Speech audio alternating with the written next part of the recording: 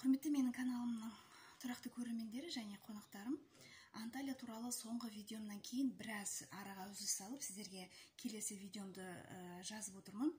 Үзілістің себебі, өзіңіз білетіндей, жаңа үйге біз семьямызбен жаз айында тұруға көшіп келдік, яғни ата-анам, сосын мен жиендерімді алып келдім. Інімнің балаларын оқушылар қазір 3 айда каникул болғанда таза ауа жұтып, теңізге шомылып, жаңағы жеміс-жидек жеп, кішкене иммунитеттерін көтерсін деп. Енді өзіңіз білетіндей, жаңа үйге көшкенде, әдеттегідей жаңа үйде өмір сүруге қажетті қарапайым заттар жоқ болады. Бізде де жағдай сондай. Төсек орын жоқ, ыдыс-аяқ жоқ деген сияқты. Олардың бәрін алып, дайындалып, әйтеуір ах-ух деп, еш жинап, енді бір жазам ба деген кезде интернет деген проблема шықты. Бұл үйге Wi-Fi-ды тезірек орнатам ба деп ойлап едім. Өкінішке қарай олай емес болып шықты, себебі Wi-Fi-ды орнату үшін вид на жительство керек екен. Ал вид на жительство алу дегеніңіз жаз кезінде мүлде бір қияметтің қаймы екен, себебі Анталияда жаз мезгілінде үй алып, вид на жительствоға өтініш берген адамдардың саны өте көп. Себебі біз міне июнь айы, маусым, одан кейін шілде айында ешқандай орын жоқ, рандеву дегеніміз жаңағы интервью. Одан кейін енді тамызды күтіп отырмыз. Сөйтіп бізде интернеттің жағдайы біраз нашар. Енді мен осы видеоны жазғаннан кейін, мысалы үшін көшеге барып, Wi-Fi бар, бір кафе іздеп, сол жерден жүктеуім керекпін. Біраз кішкене проблема, бірақ көп үзіліс болып кетпесін, сіздерге де ара-тұра бір ақпарат беріп қояйын деген оймен осы видеоны жазып отырмын. Енді бүгін мен сіздерге осы соңғы Анталия туралы, мен қалай Анталиядан пәтер алдым деген видеоны жазғаннан кейін біраз сұрақтар келіп түсті. Сол сұрақтарға жауап беріп кетейін деп шештім, өйткені соны жазған адамдар күтіп жүр ғой енді. Мен осындай белгілі бір объективный себептерге байланысты осы видеоларымды жазу біраз қиынға соғып тұр, әлі де қиынға соғып тұр. Сонымен сұрақ, көңіл күйіңіз қалай? Сіз Турциядан ұялғаннан кейін мен де ойланып қалдым, алам ба деп. Сізден сұрайын дегенім, үйдің налогы қанша тұрады жылына, коммуслуга сайына, тағы қандай шығын болады үйге дейді. Өте жақсы сұрақ. Мен қазір кейінірек тоқталамын. 45 мың доллар арзан екен, барып демалып тұруға алам ба деп едім дейді.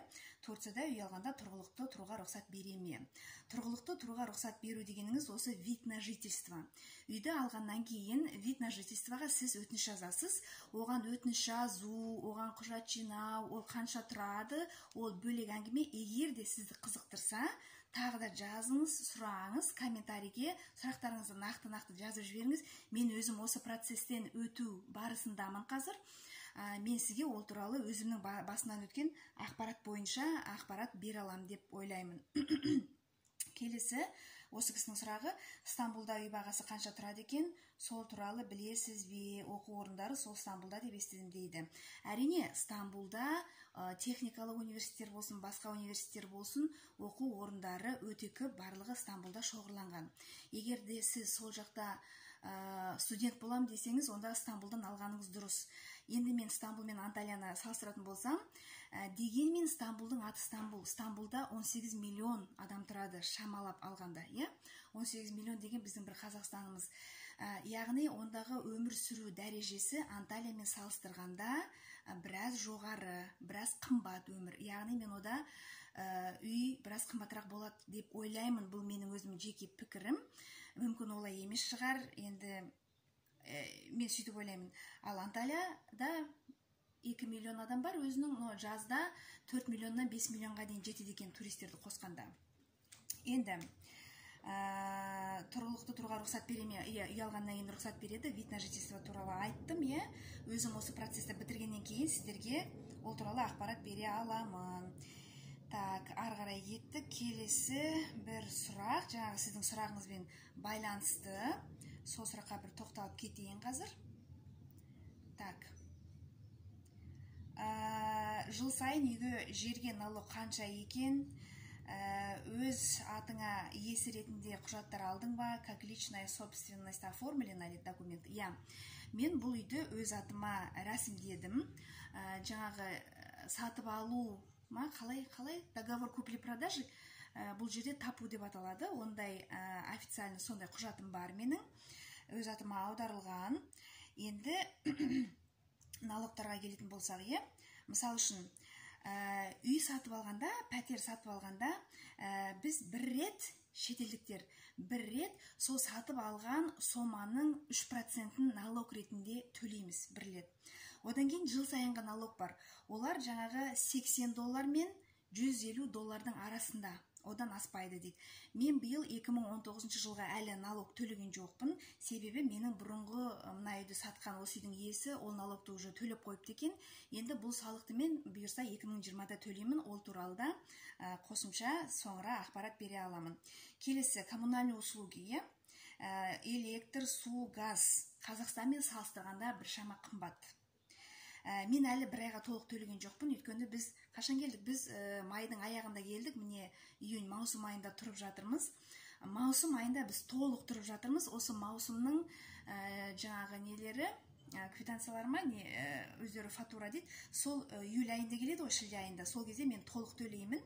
Сол кезде сіздерге қанша шықты екенін айта аламын. Өйткені мен әлі толық төлеген жоқпын. Осы бір жарты ай тұрғанға ма, мен бір где-то шамамен бір 150 лира төледім.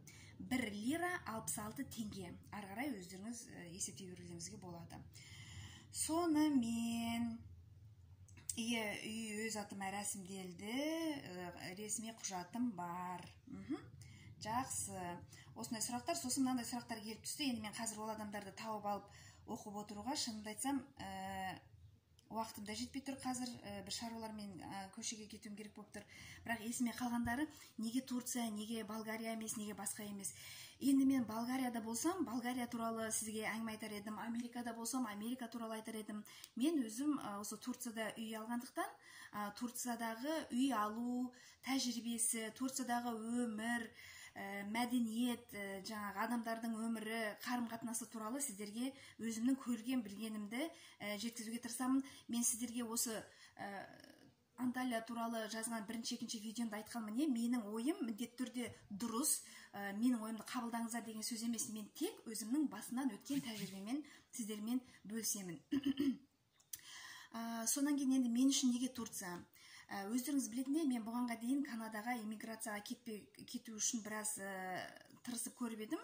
Өкінішке қарай, жаңағы жас өсіп кету, басқа да жасың өскен сайын балың азаяды, талап көбейді. Сол талаптарға байланысты мен ол жақты жылы жауып қойдым. Ол жоба орындалмады. Сондықтан да екінші жоба бұл Турция. Неге Турция? Жаңа айтып өткендей, адамның жасы өскен сайын ол әке шешесін, туған туысқандарын, жаңағы племянник, племянница дейміз ғой, соларды қимайды екен, сөздің шыны керек. Егер де сіз өзімнің жеке ойым алысқа кеткіңіз келсе, Америка, Канада сияқты бір 30-ға жетпей тұрып, тым құрмағанда 40-қа жетпей тұрып, сол жаққа кетіп қалу керек. Одан кейін жас өскен сайын адам уже тамырына, семьясына байлана береді, оларды тастап кету өте қиын. Бір екіншіден жас өскен сайын ол жаққа иммиграцияға бару талаптары да күшейе береді. Турцияны таңдаған себебім одан кейін бұдан үй алу басқа елдермен салыстырғанда оңай, және үйлердің дизайны басқа елдермен салыстырғанда менше современный, заманауи. Одан кейін Қазақстанға жақын, еліңізді сағынсаңыз, міне 5 сағат ұшып кете саласыз, үйіңізге қандай да бір көмек керек болып, сіз мұнда тұрақты түрде тұратын болсаңыз, 5 сағаттың ішінде ұшып жетіп барасыз. Одан кейін таза ауа, саф таза ауа, таза су, теңіз. Теңізге шомылып таза ауа жұтудың өзі иммунитетті көтеруге өте үлкен себебін тигізеді. Одан кейін Турцияның тағы бір артықшылығы, бұнда жеміс-жидектер прямо табиғи, естері аңқып тұрған сондай дәмді жеміс-жидек жеу адамның саулығының, денсаулығының жетілуіне, денсаулығының жақсаруына бірден бір себеп. Сол үшін онан кейін жылына жаңағы 300-ден аста күн сәулесі, шуақты күндер көп, шуақты күндер, күн сәулесі дегеніміз, яғни D витамині. Енді мен бұл жақта қыста тұрып көрген жоқпын. Қыста қалай болады екен, оны да көре жатармыз. Біраз суық болады дейді. Өйткені мына үйлерде біз үйренгендей жаңағындай мощный, чугунный немесе бізде бар ғой, кейін кезде современный батарея дейміз ғой енді. Орталықтандырылған жылыту жүйесі бұларда, бұл жерде жоқ. Сонда қыста жағдай қалай болады, ол әлі под вопросом, оны көреміз, айтамыз. Тағда не? Турцияның біз әзірше көрген білген артықшылықтары осы. Бұл жер жұмақ емес, ешқандай жер жұмақ емес, әр жердің өзінің артықшылықтары бар, кемшіліктері бар. Бұл жерінде кемшіліктері бар. Турцияның артықшылықтары мен кемшіліктері деген жеке бір видео түсіп жіберуіме болады кейін. Сонымен сіздерге әзірше осы уақытқа дейін келіп түскен сұрақтарыңызға осылай жауап бердім бүгін. Әлде қосымша сұрақтарыңыз болып жатса, қысылмаңыздар. Мына видеоның соңына пікір қалдырып соған жазуларыңызға болады. Немесе телефон беріледі ылғай, жаңағы оңай үйрен ағылшын тілін үйретуге байланысты телефонмен, осы үй алуға байланысты телефон екеуі біреу, соған жазуыңызға болады. Енді көп үзіліс салмай, бұйырса осылай тым құрмағанда аптасына бір рет шығарып тұрам ба деген үміттемін. Хотя сөз бере алмаймын, өйткені міне интернет жоқ, интернеттің жоқтығы өмірді біраз қиындатып жібереді. Сонымен келесі кездескенше аман сау болыңыздар. Сұрақтарыңыз болса, қысылмаңыздар, астына жазыңыздар. Сау болып тұрыңыздар.